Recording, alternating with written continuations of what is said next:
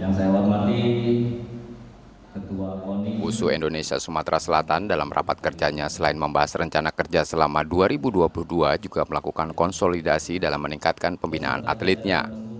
Tahun ini rencananya WUSU Sumatera Selatan akan menggelar kejuaraan terbuka sebagai sarana penjaringan atlet proyeksi PON 2024 mendatang. Kita punya rencana 2002 nih kita push dulu kawan-kawan di open turnamen, akan kita kemulah atlet yang bersiap tarung di 2024. Kita minta kepada KONI dan beberapa sponsor untuk kita akan bentuk training center khusus. Training center menjelang PON 2024 di Aceh. Kita harapkan setelah open turnamen kita bidik atlet yang siap tempur di 2024, kita training center kan di 2023. Selain atlet, pelatih dan juri cabur ini juga akan ditingkatkan kualitasnya dengan sejumlah pendidikan dan latihan. Nur Muhammad, Kompas TV Palembang, Sumatera Selatan.